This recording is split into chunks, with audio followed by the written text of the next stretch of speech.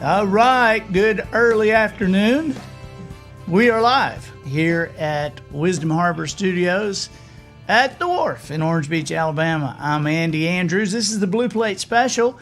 My guest right here, I'll just tell you, I have Joey Jones with me. I'm very excited. SB back there, the Alabama fan of the world, is like shaking the building. We can feel the building shake, Joey. You know, and I told her you were going to be here today. She's like, oh my God. So anyway, we are very glad you're here. We're going to handle some business here before we get into our conversation.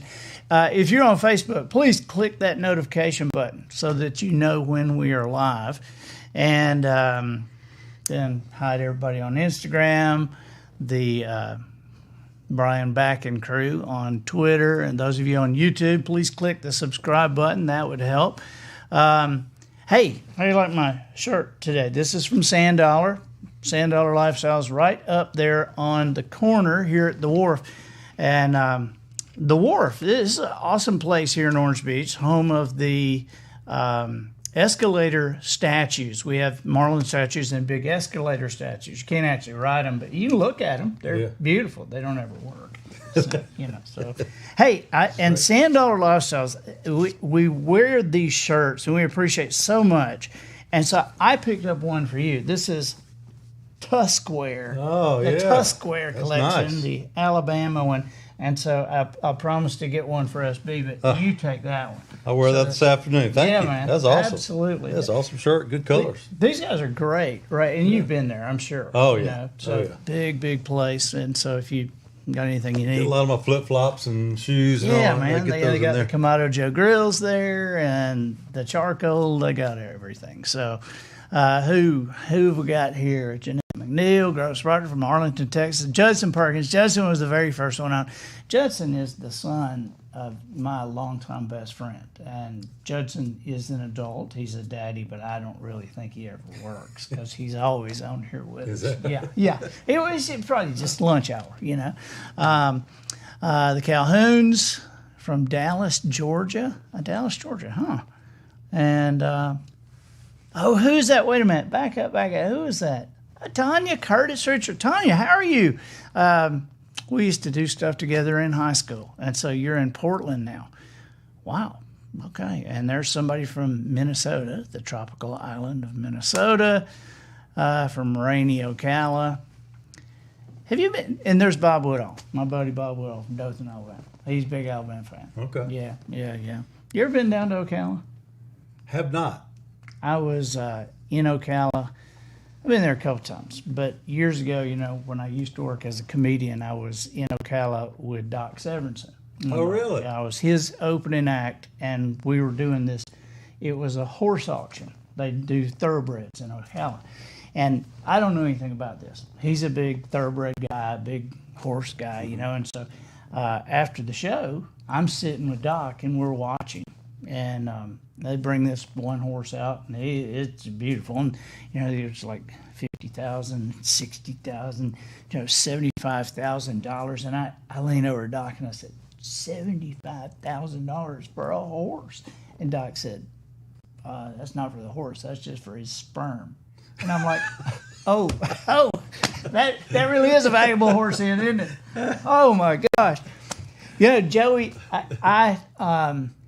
I feel that now you and I have known each other for a while, but I feel like I've known you like a ton of people in Alabama do, because you played for Bear Bryant, and you played on the Crimson Tide, and then went into coaching. You've coached a lot of different places, and right now you're resting out the pandemic with the rest of us. Oh yeah, it's been nice.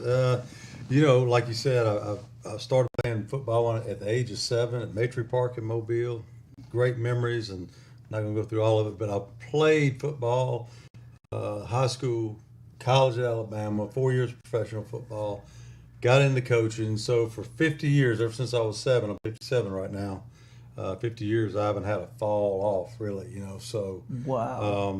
You know, so it's kind of nice. Of course, it's not fall yet, but, you know, it was coaching and playing. I love the game of football, loved it, but It's been nice just to kind of for a few months at least to sit back and I'll reflect, because I had no time to reflect much when you're coaching and Sure. playing. Yeah, and especially when you're coaching. I mean, when I would go over, with you and your crew over in Mobile at South Alabama, I was just always amazed at how.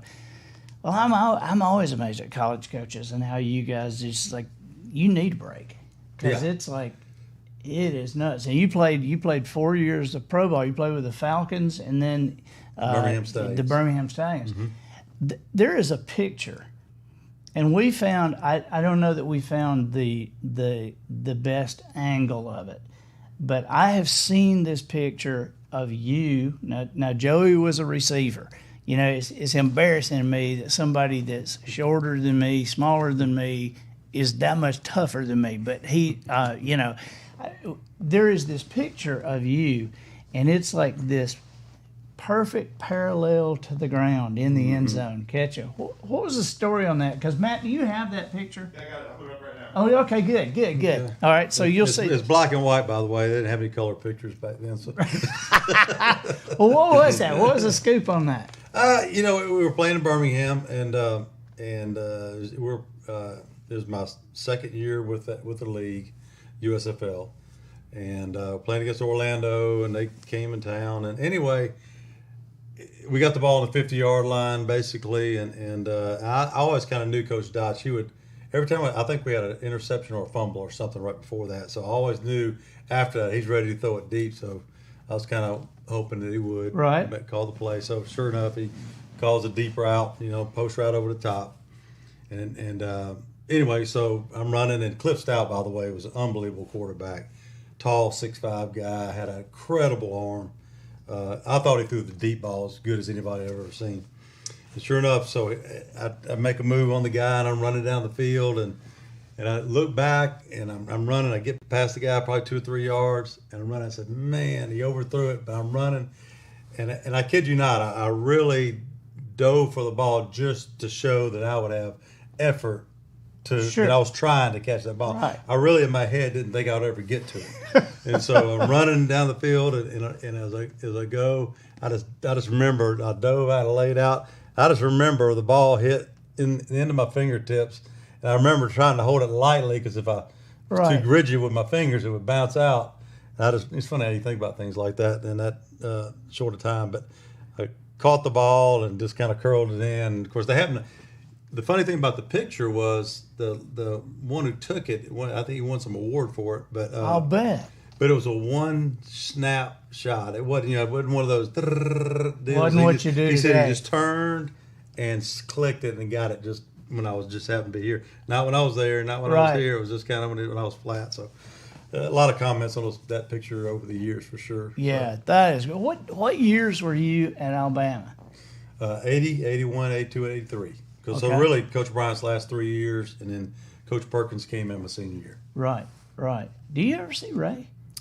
Actually, I saw him in Orange Beach about 3 weeks ago. You got to be kidding me. No, so I go to Playa, the restaurant. Right, great sure. on Canal Road. And so I'm in there, see Coach Perkins. We talk, for whatever, 15, 20 minutes. And then the next morning, I go to Brick and Spoon over to see Eric Beach over there. And he's walking in there, so I see Coach Perkins twice. I hadn't seen him probably, 8 or 10 years before that. So. Oh my gosh! I love talking about Alabama football, especially with Irene Robinson watching. It is her birthday, so happy birthday, Irene! And it just I could only bring you Alabama football for your birthday. She's a big LSU fan, so she's out of her mind, So, well, congratulations on the national championship last year. So. Yeah. I'm real happy about that.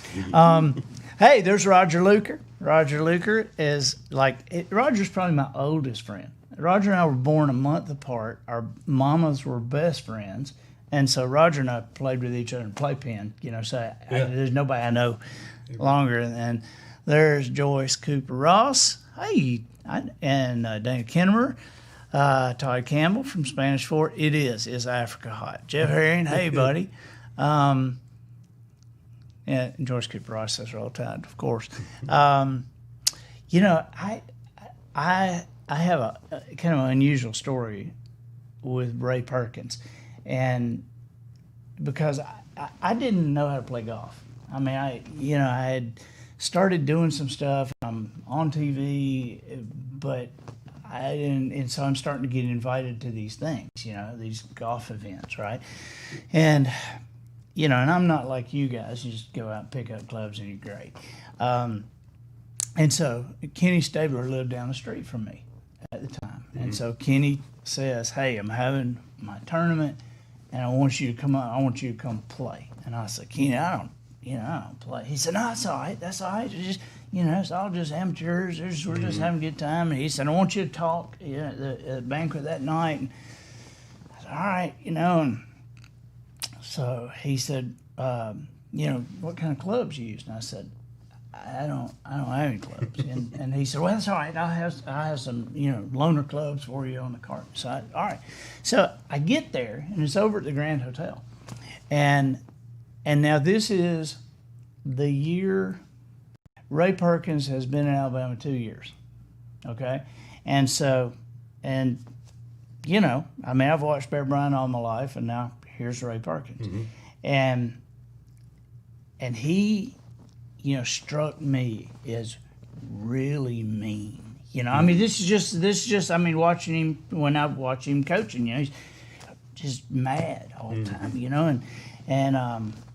So I mean, I didn't think much about it. He's a football coach. You guys are supposed to be mad all the time, right?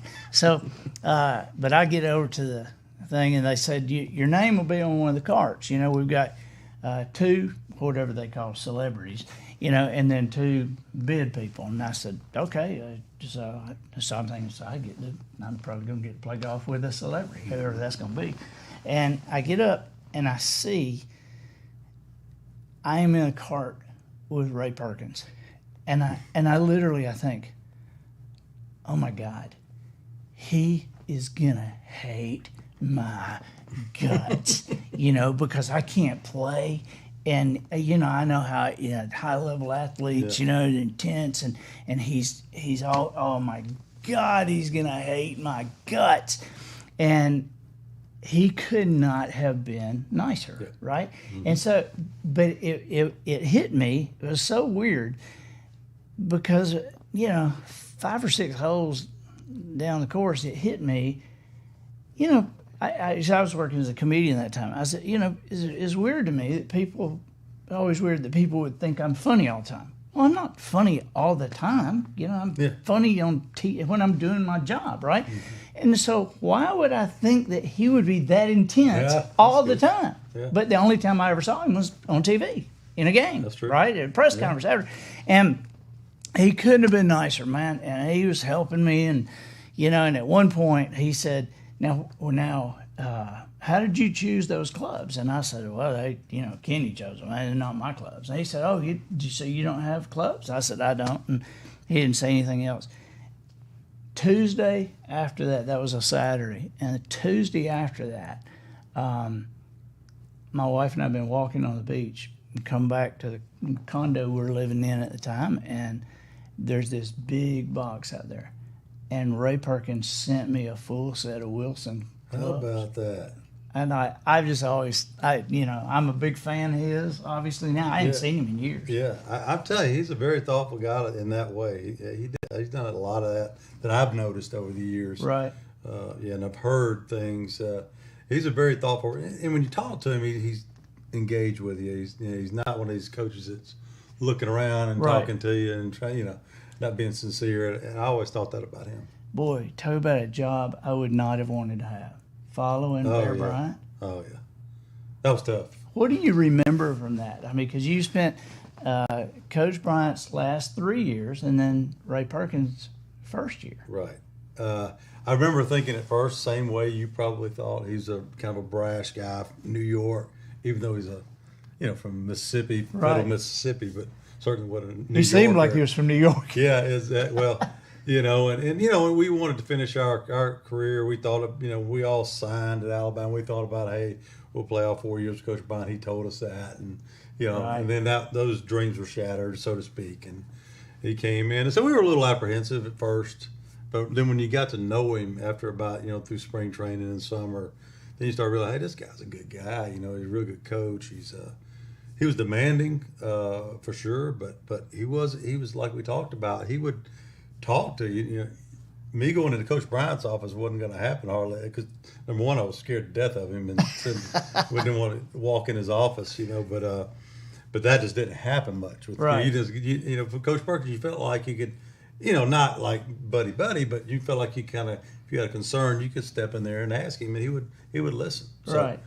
So my view changed on him a lot as you know as time went on for those few months. Only around him probably 6 to 8 months. But. Right, but man, yeah, Coach Bryant, man, that's like the Mount Rushmore, you know, of college coaches, right? I mean, that he's still the only college coach that's ever been on the cover of Time magazine.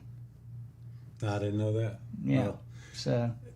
You know, I know I'm biased, but to me, he's the best there's ever been, and I know a lot of people believe that as well. But the thing that I would say that separates Coach Bryant from you know a lot of people, I'm not going to start mentioning names, but you know that we know them all. But Coach Bryant was a guy that was so sincere. When he was on the camera, he was just like he was with us in the locker room. Like he wasn't one of those guys that would be one way in the locker room, and then the cameras came on, he just changed into this different person. He was the same person, and I think that most young men really like kind of rugged leaders. You right. know?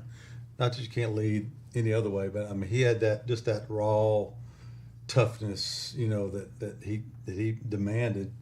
And once you kind of you know, got into that, you know, that world, you bought into it, and the whole team. That's what he was so good at. He was good at bringing people together in a tough way, and I like that. I needed that. You know, I lost my dad when I was young, and you know, I kind of needed know, some of that. So for me, it was great. So, but I still think Coach Bryant would be the best coach of all time, in my opinion. Every time I talk to a football player that played for Coach Bryant, Johnny Sharpless still lives down the street from us, and every time I talk to a player for Coach Bryant, they always kind of get around to going, you know, he had us doing things we never thought we could do. He had us playing outside ourselves. And of course, you know, that's the old thing that they said about Coach Bryant was he could take his team, beat your team, and next week he'd take your team, beat his team. That's right. So what did you see? What do you think that was? What did you hear him say, or what did you see him do, or how was that feeling to you? Well, I'm going to take something to learn from you when you came and spoke to my staff. You know, with Coach Bryant, I think he learned over the years, you know, the mistakes he had made. He really put a lot of emphasis on that, you know, not making the same mistake twice. Right. And so, matter of fact, everybody knows that little manila folder he used to walk around with had all those things that he had made mistakes on. And he said, "Don't do this, don't do that, or do this and do that." Right. You know, and that was he learned. You know, to me, that's what I think you wrote. Now going back to what you said, you got on the board and you said Nick Saban, when he first got to Alabama, he made this many mistakes. You drew it like a big lawn, and you just kind of started coloring. Yeah, I hope he's not watching. Then the next year he made this. Well, yeah, it wasn't that many, but yeah. But anyway, it made the point. Each year that went by, he made less and less mistakes, and then finally it got to a plan where, you know, if you just follow my plan, we got a good plan here. Right. It's not. He refined it's that not process. flawed, and you refine the process, and so that's what I think about him, and of course, you know, a lot of the great ones. You know, there's something, I don't know that you and I have talked about this, but one of the things now, when I look at coaches, I think that there is a thing that they could grab hold of. And tell me what you think about this. Because I think you see a lot of coaches that they know how it's done, right? I mean, they know how to. I mean, I look at Nick and I think, what seminar would you go to? I mean, who could you possibly bring in here who knows more than you know about this? Yeah. But I think there is a gap that even high achievers can grab hold of that is beyond knowing how it's done. I think you know how a principle works. You can harness that principle. You can use that principle. But I think there is something that unfolds when you understand why a principle works as it does. Because when you understand why it works as it does, then you can start to apply it in different areas that other people aren't even applying that principle. They don't even recognize its value in those areas. And I, I see, like I would love to go back in time and talk to Coach Bryant if I wasn't scared to death of him. Mm-hmm. I would love to go back and say, did you really know what you were doing with that Sunday afternoon show? I mean, did you really plan that out that well? Because I think what an amazing recruiting tool. If you watched it, I mean, I don't know who watched it other than diehard fans, but certainly the players and their parents and the recruits and their parents. I mean, people. It was we didn't have the internet. That was when you got to see what he thought, right? And almost every week, he'd say something, probably two or three, something's about 2 or 3 guys, and it's something like, that's Stephen Seeley, Stephen from Dothan, Alabama. Mm-hmm. And, Stephen's mom and daddy, Stephen's going to do good here. This mom and dad have the character. They raised Stephen right. And, you have mom and dad like that, you're going to turn out. I mean, who doesn't want to send their kid to a place that the coach is telling their kid how great they are? Right. Oh, yeah. That was a great recruiting. I never thought of it that way, but that's a heck of an angle for sure. He was that, and that's what I mean about him. He was that. He would not only say that in front of a camera, he would also say that to us, and he lived it. Right. So I'll tell you who else, and I'm sure Ozzie Newsome's down here, right? Yeah. And so Ozzie, when my boys are 20 and 18 now, and so when they were like early teens is when Ozzie and his wife got a place down here, and we went, and it was the first night I really wanted my boys to meet him, right? Mm-hmm. And so here's this guy, Alabama football legend. Alabama, he's in the College Football Hall of Fame, the NFL Hall of Fame, and like one of the most successful general managers the NFL has ever seen, right? Mm-hmm. You can't do much better. And so I introduced my boys to him, and I said, now, guys, when we watched him in Alabama, we used to call him the Wizard of Ozzie. Mm-hmm. And I don't know that he ever dropped a football in a game. And do you know what he said? You know what Ozzie said? Mm-hmm. He said, I did. 1, it was my sophomore season, the 3rd Saturday in October, playing Tennessee, and I didn't look the ball in my hands, and I turned upfield, and I dropped it. And he said, I was watching Coach Bryant's show the next day, and when it got to that part, Coach Bryant said, roll that back, man, roll that back. I want to see that again. Ozzie didn't look the ball in his hands. I just want to see it again because I don't know if I'll ever see that again in real life. Yeah. Ozzie said, and he didn't. He did, yeah. That's great. You got to be kidding. Yeah. That's a great achievement there. What a great guy. I met him a couple times over the years, and whenever you have those old players, the guys that played before me would come and talk to the team, or they come watch practice, whatever. Coach Bryant would introduce them, and just it is kind of a family. Once even now you see guys from way back, even guys playing now.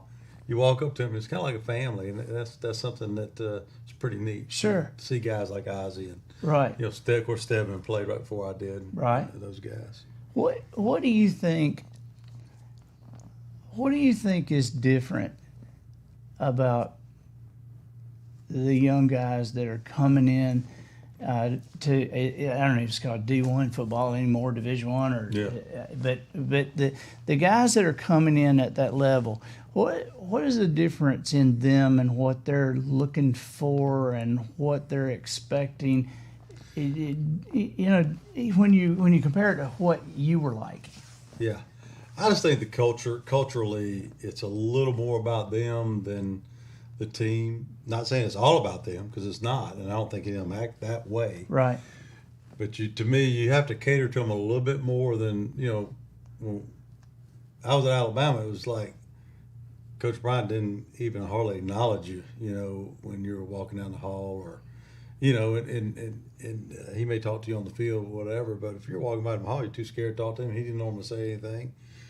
And so it was just. I remember on the show one time he got some player's name wrong, and the guy with him said, "Coach, that's so and so." He said, "Well, I learned his name if you played a little better." Anyway, keep going. Yeah. So anyway, it's just one of those deals where he understood that. So anyway, but nowadays you're gonna have to speak to people. You're going to have to tweet them. You're going to have to send them pictures, send them highlight videos.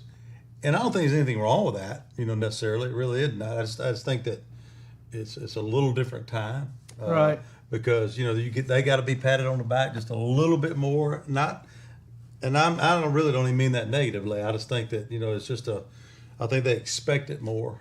Maybe they've gotten that in childhood more than we did, us old people, Right. Yeah. And I think there's some of that, but I think that's probably the biggest difference. Judson Perkins watching this, I asked his daddy one day, I said, "Did your daddy spank you more than you spanked Judson Jacob?" He said, "Oh, heck yes." I said, "Well, mine did too." I said, and Kevin said, "Maybe our parents just didn't know what else to do." Yeah. But golly, when I look at, I don't deal with players a lot. I deal with coaches, mostly, but occasionally I'll deal with a quarterback or a kicker, and what would you, and I know you have had this situation before, so what do you say to a guy that has all the talent in the world, has been recruited like crazy, and has a couple of bad breaks, physically, right? Maybe gets hurt and is not in the best physical situation, hurt, and then just struggles with the career. And you know how that is. You playing in high school, as far as you're concerned, you're going to be all pro for 15 years in the NFL, and now you're struggling to find a starting position. Yeah. And in college. And so what do you say to these guys who are so talented and they have breathed it their entire lives, and now they're not having the success that they thought they would have? Maybe they think they don't want to do this anymore, but I don't talk to any who say I don't want to do this anymore that have anything else they want to do. Yeah. They're just tired of they're just getting tired of getting beat. I had one guy tell me, he said, "I'm just tired of losing," and I was like, well, it's a team thing. I'm not sure you're losing, but that's how he feels. So what do you say to a guy like that? Well, I just think that all of us, in my opinion, need to reassess where we are periodically, whether that's a year, whether that's a month, whether that's 6 months, whatever's the best for you, to reassess where you are and where you want to go. And Coach Bryant kind of taught us that. He said, "Look, write your goals down and check them once a month." And so he said, "Put them under your pillow." He was, just kind of giving suggestions. Of course, that night I'm writing my goals down, put them under my pillow. Sure, yeah. And so sounds a little bit corny or whatever, but it was, for me, I go under the pillow and my hand would hit that, that sheet of paper, and I pull it out and look at it and say, how did I do today on these, And so I think checking yourself periodically and reassessing where you are is something you can do. And I think that's critical, because like you say, even the great ones, even the Nick Sabans, what else can he do? there's something that he could do better, or change or tweak or whatever. And it may not be that big a thing, maybe, but it could be something that would really be helpful. So, but I think too, also too, in the world, there's only so many people that really rise to the top. And, I hate to say it, not everybody's going to just completely rise to the top. You hope they would. And they would all get to the 100% of their capacity. But, some people it's done for whatever reason. But I've seen a guy like Coach Bryant talk to people and get more of those people to do it than, others. Right. So what you say to them, I think is, different. I think that, I think you got to know them a little bit and know what makes them tick. I know I brought guys in my office that would sit down and just talk to them and try to figure them out, try to figure out what's going on. I said, why are you not hustling in practice? What's going on? Yeah, well, my mother, this and that, whatever, some family thing. And then I learned what angle to kind of talk to him. So, Sure. So I think knowing people too, and the thing about a head coach, sometimes you can't know 125 Right. people really closely. I mean, you can know them and talk to them, but I don't know how you know every one of them and know everything about them. And, and all that's a struggle as a head coach. That's why you need coaches under you that are starting to do that as well and build those relationships. Right. So that's what I would say is just really try to talk to them, try to get to know what the issues are and do the best you can to attack it, and then asking them just to reassess themselves periodically, I think is huge. You've had success. I mean, past the playing years, you've had success as a head coach in high school, as a head coach in college, as an assistant in both areas. You've had success and you've been around hugely successful people. And so what do you think, and when you look at yourself, what do you think you go, I'm glad I figured that out about me? I mean, what is it that you look at and you go, that helped that I knew that, or boy, I quit hurting myself when I figured that out? So I would say the probably, and I'll go back to the player part, then I'll get into the coaching part. But I was a very, very passionate, competitive player, and my roommate Paul Caruth, he would always say, I'm just a real nice guy. I'm not saying I'm some great player. I mean, I'm just kind of a laid back personality, Right. off the field. But when I got on the field, it was like I had my game face on. Even at practice, I was just one of them kind of guys. I don't know what it was about me, but it just like this, something switched, when I got out there, and I became almost enraged, playing the game, and it was kind of, maybe it was a little bit of my childhood, maybe some anger that, some things happened, whatever. Maybe it was that, but that's kind of, I think, the core of what helped me to do whatever I was able to do. Well, even if it was anger, you were able to harness it to put it in the right direction. Yep.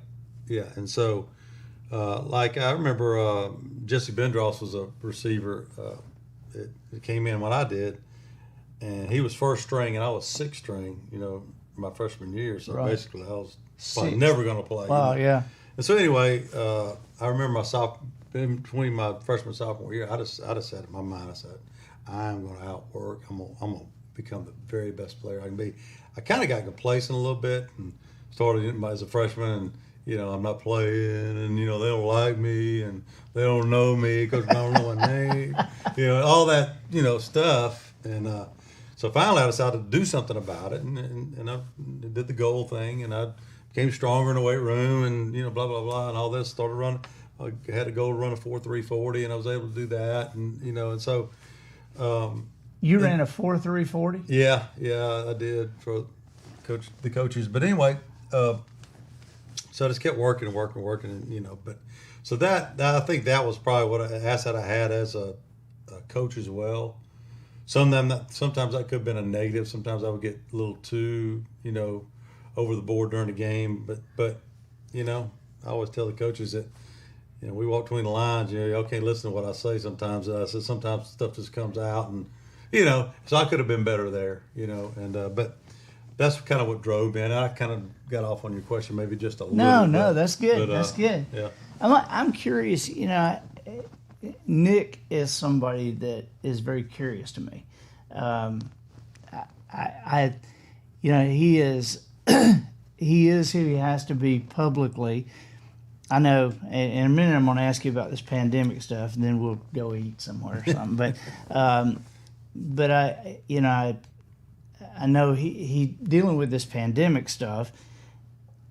I mean, what is he gonna say? I mean, it's damned if you do, damned if you don't. That's He's right. gonna say, oh, we need to play. Oh, we don't need to play. I mean, what's he gonna say? And so it's curious to me watching him, because he is. Privately, I don't think he is what most people believe him to be. Because if he was what most people think, Terry would have never stayed with him, right? I mean, this guy, but he's generous. He's, he is a thinker, and one of the things that is most curious to me is I don't see many people that are able to compare themselves so consistently with their potential. And it can, because most people compare themselves to other people, which is why they're average. But you see, I mean, because that's just the definition of it, right? But high achievers, in wherever you are, high achievers somehow manage to compare themselves with their potential, which, what's that? Because once you get close to it, well, it goes up, right? Yeah. And I saw, and I'll tell you when this was. It was the national championship game against LSU, Irene, the one we beat y'all 21-0. Y'all never crossed midfield. I don't know if you remember that or not, but but in that game, I was watching that game with several people. I was not at the game. We're just watching it in a living room, and there was 2 minutes to go, and Alabama had a false start, and I mean 21-0. Well, the camera shows Nick on the sidelines. He's going nuts, right? And somebody in the living room said, that I didn't know who it was, but somebody said, "Okay, all right, Nick. You've won. You don't have to act like that. You've already won. I kind of held my tongue, because I knew that they didn't understand what was going on, because Alabama had just gone through this entire game. They had the opportunity to play an entire national championship game without a single penalty, not a single one, and that mental error there at the end. And so it wasn't the score. It wasn't that the game was in doubt. Nick cared so much. He cares so much about these guys. And correct me if I'm wrong, but with Coach Bryant, it was a life thing to him. Football was a metaphor for life, and I feel like if I had been able to get to know him, I feel like he would have been much more of a proud granddaddy of all the guys who are successful in life than just the Kenny Stablers and the Namaths and the Joey Jones that went to the pros and, Yeah, no doubt. He was that kind of man, and that's why everybody loved him. That's why I loved him. So it was very fortunate to play for someone like that. It also, because you want to win as a player, and you want a coach that can get you there, so to speak. Right. But you also want, at the end of the day, you want to care about the guy, know that he cares about you, and that's what was so great about him. And man, talk about something you can hang your hat on. The first time I ever had a book that hit the New York Times list, my publisher called me and they said, "Well, congratulations. For the rest of your life, you are New York Times bestselling author Andy Andrews." And I've thought about the things through the years that have that parallel. And there are, and we see them, we know them around here. I mean, there's a difference in, he played at Alabama, he played at Auburn. He played for Bear Bryant. That guy played for Bear Bryant. And that's just something you'll have the rest of your life. Yeah. That is just amazing. So let me ask you this. What's the scoop on the COVID thing and football, and why are some conferences just acing the whole season? Some of them are saying, because I don't understand. I'm not just trying to get you to talk. I really don't understand. Yeah. I mean, what's the difference in we're not going to play USC, but we are going to play Missouri? Right? Well, what's the difference? Yeah, you're right about that. You know, and just think about these guys, the position they're in, and first of all, I think that you know the virus is, you know, it's you know, we could talk for hours about it, but it's something that we don't fully understand how bad it could be, or maybe it's not as bad. You know, I tend to think it's not as bad. Right. That's, right. You know, that's just me. Some people, but I also realize I could be wrong. Yeah. So these guys are trying to make decisions on, you know, I got all these fans, you know, I got to please, and I got these football players I got to please, and I got lawyers that may be suing my university because I put these young men at risk. You know what I mean? So you're talking sitting about there no making, win play. and it's I think the coaches can kind of hide now. We use the word hide, but I mean they can. All right, whatever the conference says or whatever the medical people say is what we're going to do. I mean, they can kind of they can play that game, but you know, then you see the other day or yesterday the we want to play thing or whatever, right? And so the coaches are rallying behind their players. So a coach is never going to go wrong rallying behind his players, right? Even from I don't care what perspective you look at it, they're going to win from that standpoint. So it's a touchy subject for sure, but man, it's I don't know where I ought to go. I personally think we ought to play and just go. I think it's kind of like the flu, blah blah blah, and I'm probably get blasted for saying that, but I just you know, man, but I don't fully. I know I don't fully understand right, it, so right. I'm not making a real, you know, a decision that's based on a lot of knowledge. So, you know. Well, you know, that's all of us. Merge, we go on what I mean. My wife came home yesterday with the gator things, you know, the thing you pull up over your right. You know that they had some that she got that were made that had marlin on it and dolphin and stuff, and it's really cool looking. You know, got to wear a mask and wear these things. And I get up this morning, and one of the first headlines I see on the news is the gator things. You might as well not even be wearing a mask. They're worse than not wearing one at all. I'm like, I got one too. Really? I was like, and so I just sent it to her, and I said, "Well, there you go." You know, man, because it's like, who knows? You know, who knows? And and I've been back and forth with people about the flu stuff for years. The flu shot stuff, you know, just to take a flu shot. No, I don't ever. I'm not take it. Really? Why don't you take the flu shot? Well, I don't ever get the flu. Well, that's like saying I don't ever get cancer. I mean, you don't get it until you get it. That's right. You know? That's right. And so, but there's just so much unknown. But it looks like we're going to have some football to watch. I hope so. Anyway. I hope so from you know the player standpoint for sure. It won't be the MAC conference, but in all honesty, I never watched them anyway. Oh my gosh! You probably couldn't name 3 MAC teams. I couldn't. Oh my gosh! Hey, thank you for being here with us. Joy. Really appreciate this. That's great. It all kind of worked out. I called you yesterday. Yeah, man. So I'm so glad that you guys are down, and so this is a cool place. Even though it looks, look out there. It looks kind of like a ghost town today. Yeah. But school started. That's right. Yeah. That's right. So school starts for Adam tomorrow. He's got this is he's a senior this year, and Adam I just thought I didn't like school. Yeah. But I'm Joey. I'm 61 years old, and I can still go. I'll drive by school sometime and think, thank God I'm not in there. That was not me. Hey, thank you guys so much. We appreciate you guys being with us, and we'll be back. I think tomorrow. We're going to be back Blues Plate special tomorrow, and so we'll see you then. We don't know what we're going to do, but it'll be 12:15 tomorrow. Thank you, Joey Jones, and we'll see you guys soon.